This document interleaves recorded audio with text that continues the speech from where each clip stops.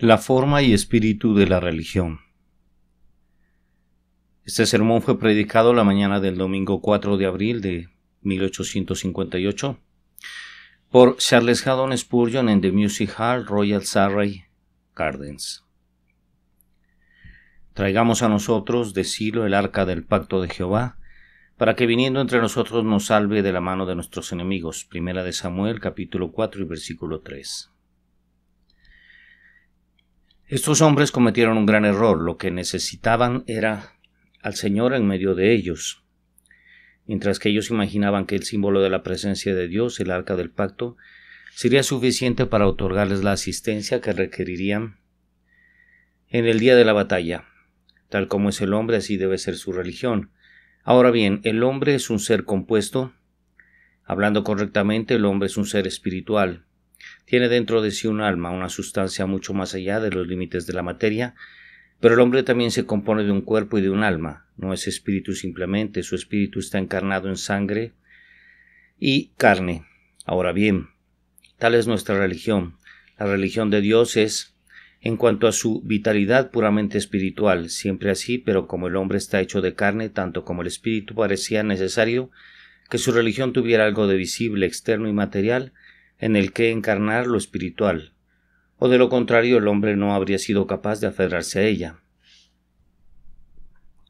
Este fue especialmente el caso bajo la antigua dispensación. La religión del judío es realmente una cosa espiritual y celestial, una cosa del pensamiento, una cosa que concierne a la mente y al espíritu, pero el judío no había sido instruido, no era más que un bebé, incapaz de entender las cosas espirituales a menos que las viera ilustradas o, para decirlo de otra manera, a menos que las viera encarnadas en algún tipo y símbolo externo, y por lo tanto Dios se complació en dar al judío un gran número de ceremonias que eran para su religión, lo que el cuerpo es para el alma del hombre. La religión judía enseñaba la doctrina de la expiación, pero el judío no podía entenderla y por eso Dios le dio un cordero para ser sacrificado cada mañana y cada tarde. Les dio un macho cabrío sobre el cual debían confesarse los pecados del pueblo y que iba a ser conducido a las profundidades del desierto para mostrar la gran doctrina de un sustituto y expiación a través de Cristo. La religión judía enseña como una de sus doctrinas prominentes la unidad de la deidad, pero el judío siempre tendía a olvidar lo que había un solo Dios, y Dios, para enseñarle eso, tendría un solo templo y un solo altar sobre el cual el sacrificio pudiera ser ofrecido correctamente. De modo que la idea del Dios único se encarnó, como ya he dicho, en el hecho de que había un solo templo, un solo altar y un solo gran sumo sacerdote.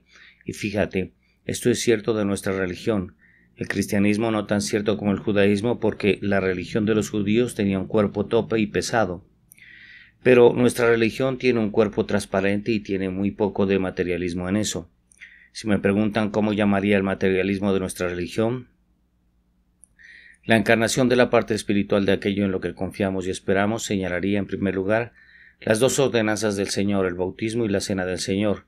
Le señalaría junto a los servicios de la casa de Dios el día de reposo, el ritual externo de nuestra adoración. Les señalaría nuestros cantos solemnes, nuestro sagrado servicio de oración, y también les enseñaría, y creo que tengo razón al hacerlo, la forma de las sanas palabras que siempre deseamos mantener firmes y sólidas, como que contienen ese credo que es necesario que los hombres crean si desean retener la verdad, como es en Jesús.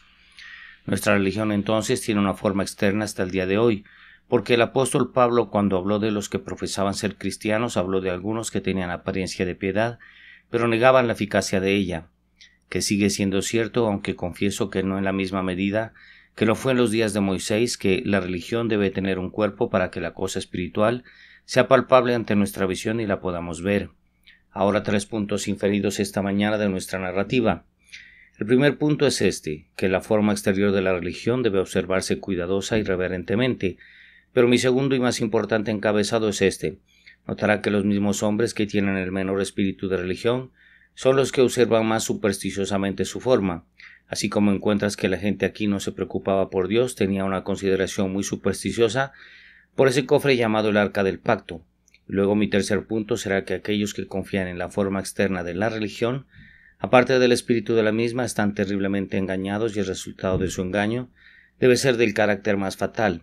El primer punto lo siento necesario, no sea que induzca a alguien a despreciar la forma de la religión, mientras me esfuerzo por insistir en la absoluta necesidad de atender en primer lugar al espíritu de la misma.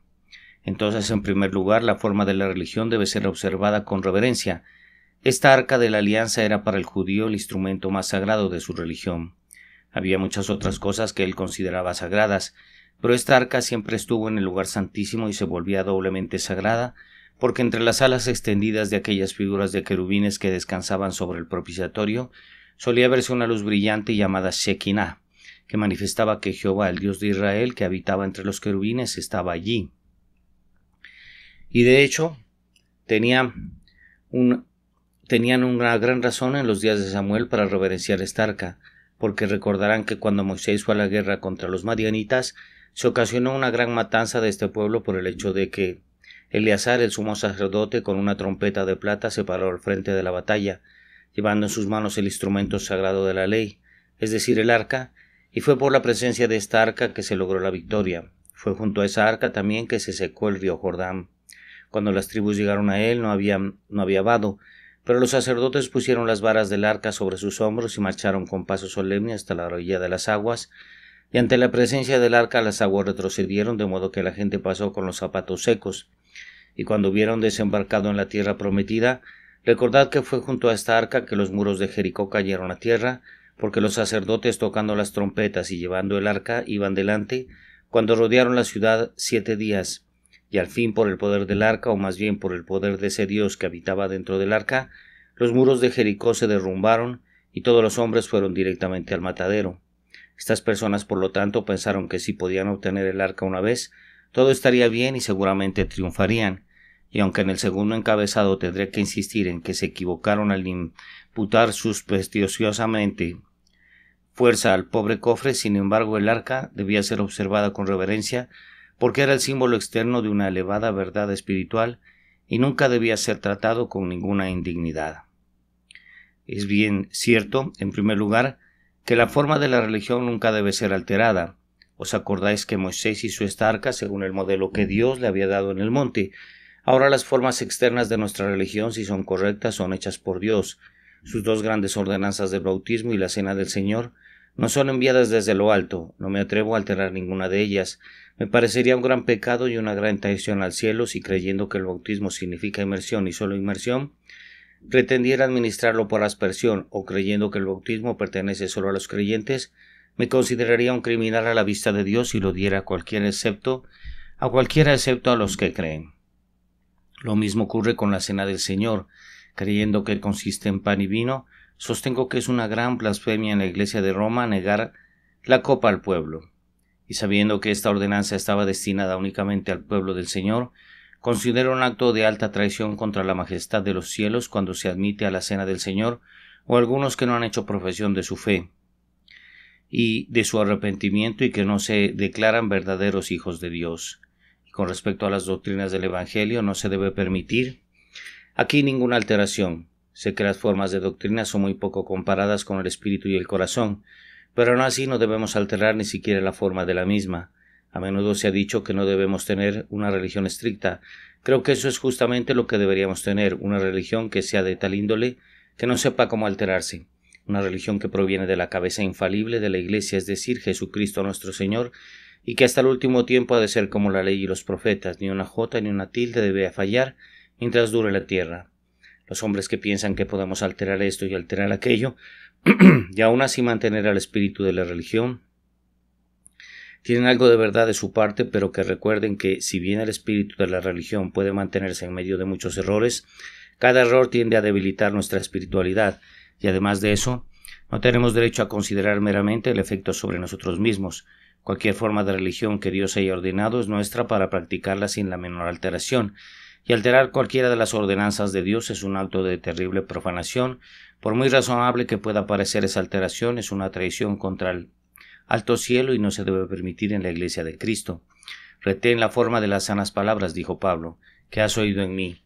O, como recuerdo haber dicho antes, aunque la forma de la religión no es poder, a menos de que las formas se observe cuidadosamente, no es fácil mantener el poder.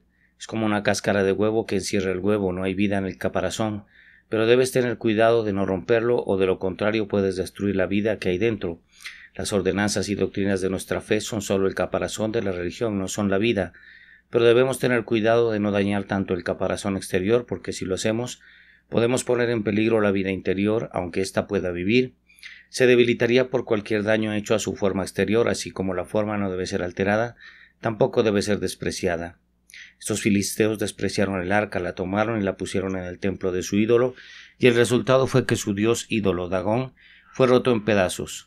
Luego lo llevaron por sus ciudades y fueron heridos con tumores, y luego, teniendo miedo de ponerlo dentro de las paredes, lo pusieron en el campo, y fueron invadidos por ratones, de modo que todo fue comido. Dios no quiere que se deshonre ni siquiera la forma exterior de su religión. Él haría que los hombres se cuidaran reverentemente de no deshonrar ni siquiera su arca. Podría ser nada más que madera de gofer.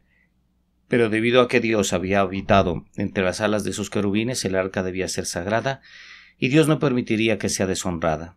Cuídense ustedes que desprecian a Dios, no sea que desprecien sus ordenanzas externas. Burlarse del día de reposo, despreciar las ordenanzas de la casa de Dios, descuidar los medios de la gracia, llamar vana la forma exterior de la religión, todo esto es sumamente ofensivo a los ojos de Dios.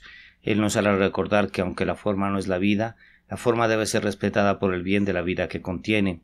El cuerpo debe ser venerado por el bien del alma interior, y como no quiero que ningún hombre mutile mi cuerpo, aunque el mutilario no pueda herir mi alma, así Dios no quiere que ningún hombre mutile las partes externas de la religión, aunque es cierto que ningún hombre puede tocar la verdadera vitalidad de la misma. Una observación más y muy solemne: así como la forma externa no debe ser alterada ni despreciada, tampoco en ella deben inmiscuirse personas indignas. ¿Os acordáis que esta arca del pacto, después de que fue traída de la tierra de los filisteos, fue puesta en el campo de Josué en Betsemita, y los betsemitas quitaron la tapa y miraron dentro del arca del Señor? Y por esto el Señor hizo morir del pueblo a 50,070 hombres. Y lloró el pueblo porque Jehová lo había herido con tan gran mortandad. Estos betsemitas no tenían intención alguna de deshonrar el arca. Tuvieron una vana curiosidad por mirar dentro, y la vista de aquellas maravillosas tablas de piedra los golpeó de muerte, porque la ley, cuando no está cubierta por el propiciatorio, es muerte para cualquier hombre, y fue muerte para ellos. Ahora recordarás fácilmente cuán solemne es el castigo que se impone a cualquier hombre que se entromete en la forma externa de la religión, cuando no está llamado a hacerlo. Permítame citar este terrible pasaje. Él, hablando de la cena del Señor, que come y bebe indignamente, sin discernir el cuerpo del Señor, juicio, come y bebe para sí. ¿Qué anuncio espantoso es ese? Se pronuncia una maldición sobre el hombre que se atreve a tocar incluso la forma exterior de la religión, a menos que se tenga la autoridad de hacerlo. Y sabemos que no hay nada que encienda la ira santa de Dios más rápidamente que el hecho de que un hombre atienda las ordenanzas de su casa y haga una profesión externa de estar en Cristo, mientras que no tiene parte ni suerte en el asunto. Ay, ten cuidado. Las ordenanzas externas de Cristo no son la vitalidad de la religión, pero sin embargo son tan solemnemente importantes que no debemos alterarlas ni despreciarlas, ni precipitarnos en ellas sin ser invitados, porque si lo hacemos, la maldición de Dios caerá sobre nosotros por haber despreciado lo santo del Dios Altísimo de Israel.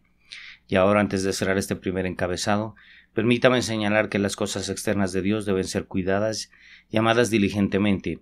En nuestra lectura hemos tenido 2 ejemplos de eso. Allí estaba el santo Elí. Él sabía muy bien que el arca de Dios no era Dios, comprendió que no era más que la señal exterior de lo interior y espiritual. Sin embargo, cuando el arca de Dios fue tomada, fíjate en la angustia del pobre anciano. Su corazón se rompió y luego cayó y se desnucó. Luego estaba esa mujer sin nombre. Su marido era el sacerdote que atendía esta misma arca, pero era un hombre cuyo carácter no puedo describir mejor que diciendo que era hijo de Belial. Es difícil para una mujer creer en la religión si tiene un ministro como su esposo, que es profano y malvado.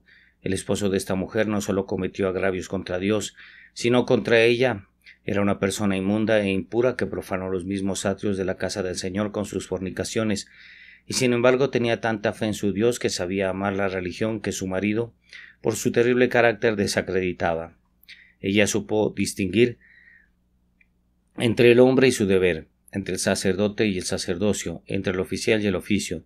Me asombra, estoy seguro de que no hay nada que haga tambalear nuestra fe como ver a un ministro andando de manera inconsistente, pero este hombre era el principal ministro y su propio esposo, viviendo en pecado evidente, y un pecado que ella reconoció porque él pecó contra ella.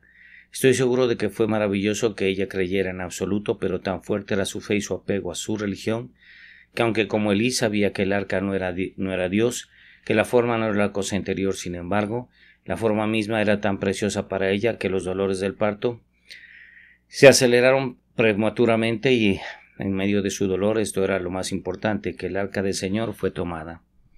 Fue en vano animarla con la noticia de que había nacido su hijo. Era un cuento vago para ella y no se regocijó en él. Ella yacía desmayada, pero al fin, abriendo los ojos y recordando que su marido había muerto y que por lo tanto, según la costumbre judía, era su deber dar un nombre al niño, abrió débilmente los labios antes de morir y dijo: «Llámalo por nombre ignominioso Icabod, porque la gloria se ha ido». Y luego agregó la razón para ello. No dijo porque mi esposo está muerto, aunque lo amaba. Ella no dijo porque mi suegro Elí ha muerto, o porque mi nación ha sido derrotada, sino que añadió esa razón tan significativa: porque el arca del Señor fue tomada, y ella murió. Oh, quisiera que todos amáramos la casa de Dios, y amáramos los caminos de Dios y las ordenanzas de Dios tanto como ella. Si bien no le damos una importancia supersticiosa a la ceremonia externa, me gustaría que pensáramos mucho en las cosas santas, debido al Santo de Israel, como lo hicieron Elí y esta mujer noble pero sin nombre. Así he predicado sobre el primer punto y ningún ceremonialista aquí, estoy seguro, puede diferir de mí, porque todos deben decir que es verdad, incluso el pusellita confesará que esto es precisamente lo que él cree, que las ceremonias deben observarse cuidadosamente, pero no estaré de acuerdo con el señor pusellita en el segundo encabezado. Ahora bien, es un hecho notorio que los mismos hombres que tienen menos idea de lo que es la religión espiritual son los hombres que ponen la más supersticiosa atención a las formas exteriores. Le remitimos nuevamente a esta instancia. Estas personas no se arrepentirían, ni orarían, ni buscarían a Dios y sus profetas. Sin embargo, buscaron esta arca y confiaron en ella con veneración supersticiosa. Ahora bien, en todos los países donde ha habido alguna religión que sea verdadera, un gran hecho ha salido muy claramente a la luz. Las personas que no saben nada acerca de la religión verdadera siempre han sido las más cuidadosas con las formas.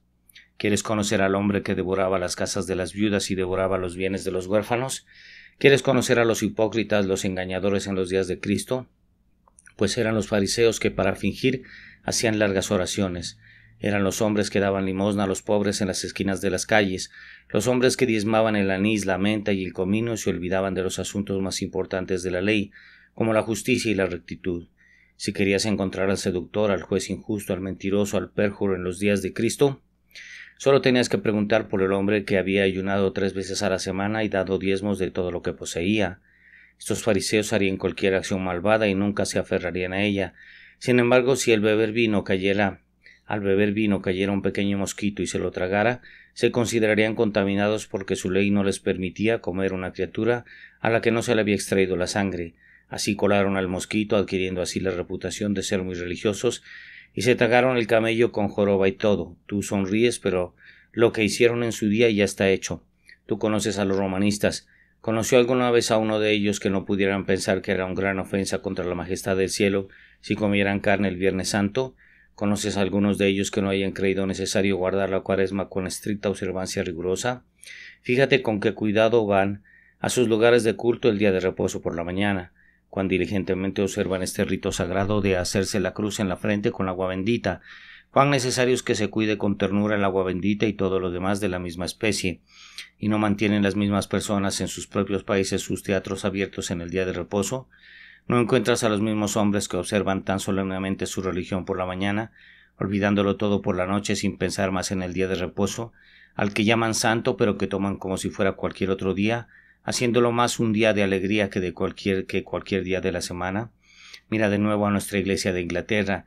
Gracias a Dios que hay tantos verdaderos hombres evangélicos en medio de esto, pero hay ciertas secciones a las que se aplicarían mis comentarios. ¿Quieres conocer a los hombres que no saben nada sobre el nuevo nacimiento, que no saben lo que es ser justificados por la fe, que no tienen una chispa de religión? ¿Sabes dónde encontrarlos? Son los hombres que nunca dijeron su credo sin volver la cabeza en la dirección correcta, que nunca dijeron el nombre de Jesús sin inclinar la cabeza con la mayor reverencia. Son los hombres que siempre cuidan de que la iglesia se edifique para que sean un buen edificio, a fin de que los feligreses que van allí vean la gloria de Dios en la gloria de su casa. Son las personas que marcan todos los días con letras rojas, que se preocupan de que se atiendan todas las rúbricas, que piensan que la fiesta de Navidad es la cosa más celestial y unas pocas flores en el altar casi iguales al lirio de los valles y la rosa de Sharon. Estos son los caballeros que no podrían predicar sin sotana más de lo que podían vivir sin cabeza. Por supuesto que no tienen ninguna religión en absoluto, y debido a que la vida interior está completamente desaparecida, evaporada, disipada, tienen que ser tan extremadamente particulares que observen su forma exterior. Conozco a muchos clérigos evangélicos y generalmente son lo suficientemente precisos que romperían todas las formas. Podría señalarles esta mañana a 2 o 3 clérigos de la Iglesia de Inglaterra que son lo suficientemente herejes como para estar sentados aquí y escuchar las palabras de alguien que es un disidente y por supuesto un cismático, pero que no pensarían en llamarme cismático más de lo que pensarían en volar, y me darían la mano derecha de la comunión con todo su corazón. Creo que muchos de ellos se olvidarían de las rúbricas si pudieran, y estuvieran en su poder, cortarían su catecismo en pedazos y arrojarían la mitad de su libro de oración de la Iglesia al aire libre, y estos son los hombres que tienen más religión. Les importa menos la forma, pero tienen la mayor parte de la gracia interior, tienen más religión verdadera, más evangelismo, más de la gracia de Dios en sus corazones que 50 de sus hermanos pusellitas. Pero permítame pasar a los disidentes, porque somos igual de malos, debo tratar con todos por igual. Tenemos entre nosotros cierta clase de gente, una especie de pusellitas disidentes, donde el pusellita piensa que es necesario guardar el Viernes Santo y el domingo de Pascua. Estos buenos hermanos se preocupan tanto de guardar el día santo de la manera equivocada como los otros de la manera correcta. Piensan que sería un pecado grave ir a la capilla el Viernes Santo y toman solamente en serio el que nunca deben quebrantar la ley de la Iglesia de no observar los días santos. Para ellos es cosa muy sagrada que siempre se les encuentre en su capilla 2 veces el domingo. Piensan que es muy necesario que hagan bautizar a sus hijos o que ellos mismos se bauticen y tomen la cena del Señor. Eso está bien, pero debemos confesarlo, hay algunos entre nosotros que si son ortodoxos en sus opiniones y precisos en su práctica externa, se contentan con estar completamente destituidos del poder de la religión. Debo tratar fielmente con todos. Sé que en todas nuestras denominaciones disidentes se encuentran muchas personas santurronas que no tienen ninguna religión, pero que son las personas más precisas en todo el mundo para defender la forma externa de la misma. ¿No conoces a algún viejo miembro de la Iglesia aquí y allá? Bueno, tú dices que si alguien en la Iglesia es un hipócrita, yo debería decir que el viejo fulano de tal lo es. Si se propusiera cambiar cualquier cosa, cómo se erizarían estos señores, cómo desenvainarían sus espadas. Ellos aman cada clavo en la puerta de la capilla, no tendrían un color diferente para el púlpito por nada del mundo.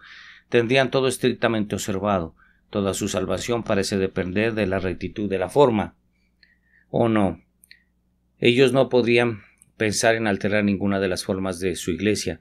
Tú sabes que es tan fácil para un hombre confiar en las ceremonias cuando son severamente simples, como para un hombre confiar en ellas cuando son espléndidas y sobresalientes. Un hombre puede confiar tanto en la simple ordenanza de la inmersión y la fracción del pan, como otro puede confiar en la misa mayor y en las oraciones de los sacerdotes. Podemos tener Roma en disidencia y Roma en la Iglesia de Inglaterra y Roma en cualquier lugar, porque donde quiera que haya confianza en las ceremonias, allí está la esencia del papado, allí está el anticristo y el hombre de pecado. Presten atención a esto cualquiera de ustedes que ha estado confiado en sus ceremonias. Esta es la verdad. A mayor celo por las ceremonias, generalmente menor poder de piedad vital en el interior. Pero ahora, ¿cómo es que el hombre que no comía más que pescado el Viernes Santo engaña a su vecino el sábado? ¿Cómo es posible que el hombre que nunca iría a otra cosa que no fuera una capilla bautista ortodoxa de 16 onzas por libra se le puede encontrar cometiendo actos de injusticia en sus asuntos diarios y quizás actos aún más sucios? Les diré, el hombre siente que debe tener una u otra rectitud. Cuando saben que es un sinvergüenza, que no sirve para nada, siente que no tiene una rectitud moral y por lo tanto trata de obtener una ceremonial.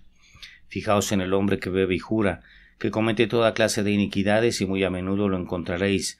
He conocido tales casos como el hombre más supersticioso y reverente que se pueda encontrar. No entraría en un lugar de culto sin quitarse el sombrero inmediatamente. Tal vez maldiga y blasfeme en el exterior y eso nunca lo remuerde la conciencia. Pero caminar por el pasillo de una iglesia con el sombrero puesto, qué espantoso. Siente que si lo hiciera estaría perdido para siempre. No se olvidaría de diezmar la menta, el anís y el comino, pero mientras tanto los asuntos más importantes de la ley se dejan totalmente desatendidos. Otra razón es que una religión de ceremonias es mucho más fácil que una verdadera religión. Decir Ave Marías y Padre Nuestros es bastante fácil. Es posible que pronto lo supere y no controle mucho la conciencia. Ir a la capilla 2 veces el domingo no tiene nada de difícil, no es ni la mitad de difícil que volverse al Señor con pleno propósito de corazón. No es ni la mitad de difícil que romper con el pecado de uno por la justicia y poner la confianza solo en Cristo Jesús. Por lo tanto, como la cosa es tan fácil, a la gente le gusta más. De nuevo, esto es entonces fácil. Cuando el romanista se golpea la espalda y se azota la carne, ¿por qué le gusta más eso que el simple evangelio? ¿Cree y vivirás? ¿Por qué? Porque simplemente halaga su orgullo, cree que está sacando el diablo de sí mismo a golpes, pero en realidad lo está golpeando. El diablo del orgullo está entrando, susurra: «Ah, eres un buen hombre por haberte flagelado de esa manera. Te irás al cielo por el mérito de tus heridas y contusiones». A la pobre naturaleza humana siempre le gusta eso. De hecho, cuanto más exigente es una religión, más le gusta a la gente. Cuanto más te ata la religión, si no toca el corazón, mejor le gusta a la gente llevarla a cabo. El hinduismo tiene un gran dominio sobre la gente porque pueden obtener una gran cantidad de méritos caminando con clavos en los zapatos, o revolcándose muchos miles de kilómetros, o bebiendo las aguas sucias del Ganges, u ofreciéndose para morir. Todas estas cosas agradan a la naturaleza humana. Creer y vivir es demasiado humillante. Confiar únicamente en Cristo abate las miradas elevadas del hombre. Por lo tanto, el hombre dice fuera con eso y se vuelve a cualquier cosa antes que a Cristo. Hay otra razón. A los hombres siempre les gusta la religión de las ceremonias porque no necesita renunciar a sus pecados favoritos. Vaya, dice un hombre, si todo lo que se necesita para que yo sea salvo es que el sacerdote me dé el sacramento cuando llegue a morir, ¿qué religión tan agradable es esa? Puedo beber, jurar y hacer lo que me gusta. No tengo nada que hacer sino ser untado por fin con aceite santo y me voy al cielo con todos mis pecados sobre mí. Otro dice: podemos tener todas nuestras alegrías y frivolidades, toda la pompa de la vida y el orgullo de la carne, todo lo que necesitamos es que nos confirmen. Luego, después, vaya de vez en cuando a la iglesia, toma un libro de oraciones y una Biblia bellamente encuadernados. Sea muy atento y observador y el obispo sin duda nos tendrá en bien. Eso se adapta a muchos hombres porque no hay problema al respecto. Pueden continuar con sus alegrías y con sus pecados y sin embargo creen que pueden ir al cielo con ellos. A los hombres no les gusta ese evangelio anticuado que les dice que el pecado y el pecador deben separarse, o de lo contrario deben ser condenados. No les gusta que les digan que sin santidad nadie verá al Señor. Ese texto pasado de moda, el que no naciere de nuevo no puede ver el reino de Dios, nunca será aceptable para la naturaleza humana. A la naturaleza humana no le importa lo que le digas que haga, siempre y cuando no le digas que crea. Puedes decirle que observe esto, aquello y lo otro, y el hombre lo hará y te lo agradecerá, y cuanto más difícil sea, más le gustaría. Pero dile una vez: Jesucristo vino al mundo para salvar a los pecadores, cree en él y serás salvo. Su orgullo es todo, no puede soportarlo y odia al hombre que se lo predica y aleja de su alma el pensamiento mismo del Evangelio. Y ahora, en último lugar, debo advertirles que confiar en las ceremonias es la cosa más engañosa y terminará en las más terroríficas consecuencias. Cuando estas personas hubieran metido el arca en el campamento, gritaron de alegría porque se creían bastante seguras de esto. Pero se encontraron con una derrota mayor que antes. Solo 4,000 hombres habían muerto en la primera batalla, pero en la segunda cayeron muertos 30,000 hombres israelitas de a pie. Cuán vanas son las esperanzas que los hombres construyen sobre sus buenas obras y observancias ceremoniales. Qué espantoso es ese engaño que se enseña para el Evangelio algo que no es el Evangelio.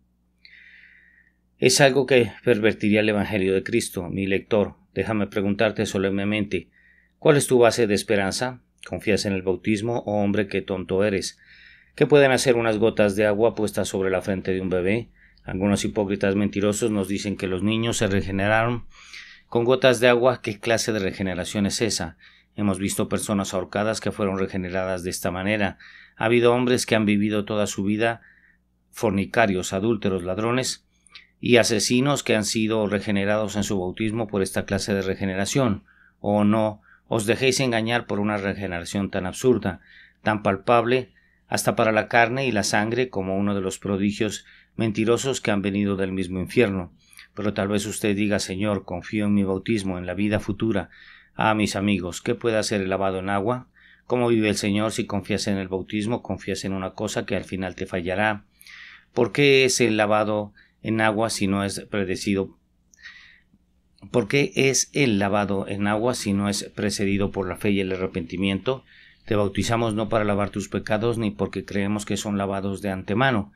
Y si no pensáramos que crees eso, no te admitiríamos a participar en esa ordenanza, pero si quieres pervertir esto para tu propia destrucción, confiando en ello, ten cuidado, estás advertido esta mañana, porque así como la circuncisión no vale nada, ni la incircuncisión sino una nueva criatura, así el bautismo no vale nada.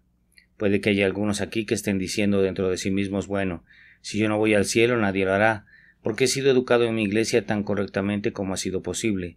Fui confirmado correctamente, mis padrinos y mis madrinas me presentaron en mi infancia, y todo de la manera correcta. He venido aquí, es cierto, pero se trata de la primera ofensa que he cometido. Viniendo a esta reunión cismática, si a Dios le place perdonar, nunca le volveré a hacer. Siempre voy a la iglesia y no tengo ninguna duda de que tomando el sacramento y rezando mis oraciones iré al cielo. Ah, estás terriblemente engañado, porque a menos que nazcas de nuevo, después de todo volverás a la norma anterior, a menos que estés en una unión bendita con el Cordero, a menos que hayas hallado arrepentimiento por el pecado, a menos que tengas una fe verdadera y viva en el Señor Jesús. Puedes guardar todas estas cosas, puedes observar cada jota y cada tilde, pero las puertas del cielo serán cerradas en tu rostro, y apártate de mí, nunca te conocí. Debe ser tu destino, aunque tú respondas, hemos comido y bebido en nuestras calles, y hemos escuchado tu voz. No, mis amigos, sean presbiterianos, episcopalianos o disidentes, no importa, tienen su ceremonia y hay algunos entre nosotros que confían en ellos. Esta única verdad corta la raíz de todos nosotros. Si esta es nuestra esperanza, es una falsa ilusión. Debemos tener fe en Jesús, debemos tener el corazón nuevo y el espíritu recto. Ninguna forma externa puede limpiarnos. La lepra yace muy adentro, y a menos que haya una obra interior, ninguna obra exterior podrá ser jamás satisfacer a Dios y darnos una entrada al paraíso. Pero antes de terminar, hay una cosa que quiero que noten, y es que esta arca no solo no podía darle la victoria a Israel, sino que no podía preservar la vida de los mismos sacerdotes que la llevaban. Este es un golpe fatal para todos los que confían en las formas de la religión. ¿Qué pensaría el romanista si le dijera que sus formas externas nunca podrán salvarlo? ¿Y cómo rechinaría los dientes si le dijera, como lo estoy haciendo, que las formas externas nunca pueden salvar a su sacerdote, porque su sacerdote y él se han de perder juntos a menos que tengan una confianza mejor que esta? Pero también en las iglesias protestantes tenemos mucho engaño sacerdotal. La gente dice, bueno, si el evangelio no me salva, confío en la salvación de mi ministro. ¿Están seguros de que el que sirve en el altar de Dios no está más seguro de la destrucción, a menos que tenga una fe viva en Cristo? Que vosotros mismos, Ofni y Fineas, son asesinados y también deben serlo todo sacerdote, si él mismo confía en las ceremonias o enseña a otros a hacerlo. No puedo imaginar un lecho de muerte más espantoso que el de un hombre que ha sido sacerdote. Quiero decir, un hombre que ha enseñado a otros a continuar a confiar en las ceremonias. Cuando sea sepultado se dirá de que él murió con la esperanza segura y cierta de una bendita resurrección. Pero el momento después de la muerte, cuando abre sus ojos para ver su engaño, mientras estuvo en la tierra, fue lo suficientemente necio como para pensar que las gotas de agua podrían salvarlo, que un pedazo de pan y una copa de vino podría renovar su corazón y salvar su alma. Pero cuando llegue a otro mundo perderá esta locura, y entonces el pensamiento brillará sobre él como un relámpago, retorciendo su alma con miseria. Ah, estoy desprovisto de lo único necesario. No tenía amor por Cristo, nunca tuve ese arrepentimiento del que no necesitaba arrepentirme, nunca corrí a Jesús y ahora sé que ese himno es verdadero. Ni todas las formas externas en la tierra, ni los ritos que Dios ha dado, ni la voluntad del hombre, ni la sangre, ni el nacimiento, pueden llevar el alma al cielo. Oh, qué espantoso luego encontrarse con sus feligreses, ver a aquellos a quienes les había predicado y ser gritado a través del pozo por los hombres para quienes él fue instrumento de destrucción, al decirles que confiaran en un fundamento podrido. Déjame liberarme de cualquier miedo como ese. Como vive el Señor mi Dios, ante quien me presento este día, hombre, mujer, mi hermano, mi hermana, en la raza de Adán, si confías en algo que no sea la sangre de Jesucristo, confías en una mentira. Y si tu salvación termina en algo que no sea un cambio completo de corazón, si lo conviertes en algo menos que una nueva criatura en Cristo Jesús, la cama es más corta de lo que un hombre puede estirarse sobre ella. Tenéis una religión que no está a la altura de las necesidades de vuestro caso, y cuanto más la necesitéis se tambaleará bajo vuestros pies y os dejará sin un lugar firme donde descansar, abrumados por el espanto y vencidos por la desesperación. Ahora, antes de despedirlos, permítame hacer este último comentario. Escucho a uno decir, Señor, renuncio a toda confianza en las buenas obras para castigar el pecado. Jesucristo vino a este mundo y fue castigado en el lugar y sitio de todos los que creen en él. Su tarea entonces esta mañana es hacerse esa pregunta. ¿Quiero un Salvador? ¿Siento que lo quiero? Y mi tarea, si respondes bien, Esa pregunta es decir, cree en el Señor Jesucristo con todo tu corazón y serás salvo. Hay uno en el cielo, hoy creo firmemente que siempre fue un adorador en este lugar y en New Park Street, un joven que fue traído aquí para escuchar el Evangelio y se convirtió a Dios. El día de reposo pasado por la mañana fue arrebatado al cielo en la casa en llamas de Bloomsbury, uno de esos jóvenes que fueron sacados de las ruinas, uno que había sido traído al conocimiento de la verdad. Aquí se afirma en algunos de los documentos que su madre estaba lejos de ser una mujer religiosa y era algo dada a la bebida. Él tuvo que luchar con alguna tentación y oposición, pero pudo continuar su camino. Y entonces, en una hora que no pensó, el Hijo del Hombre vino por él y lo atrapó en medio de las llamas, los maderos que se desmoronaban y la subida de humo. Puedo tener uno aquí que antes de que llegue otro día de reposo por la mañana pueda ser lanzado a la eternidad, si bien no por el mismo proceso deplorable, pero sí de una manera igualmente apresurada. Y como mi alma se regocija por ese joven, al pensar que Dios debería haberme honrado llevándonos a Cristo antes de llevarlo al cielo, debo lamentar que hay muchos de ustedes en un peligro tan espantoso como el de vivir sin Dios, sin Cristo, sin esperanza del cielo, teniendo la muerte pendiendo sobre ustedes y sin embargo no temblar ante ella. Esta mañana te lo ruego, acércate a Cristo, honrad al Hijo para que no se enoje y perezcáis en el camino, pues se inflama de pronto su ira. Bienaventurados todos los que en Él confían, por su gracia que así sea. Amén. Amén. La forma y espíritu de la religión. Este sermón fue más exactamente predicado la mañana del domingo 4 de abril de 1858 por el reverendo Carlos Haddon Spurgeon en The Music Hall, Royal Surrey Gardens. Traigamos a nosotros de Silo el arca del pacto de Jehová, para que viniendo entre nosotros nos salve de la mano de nuestros enemigos. Primera de Samuel, capítulo 4 y versículo 3.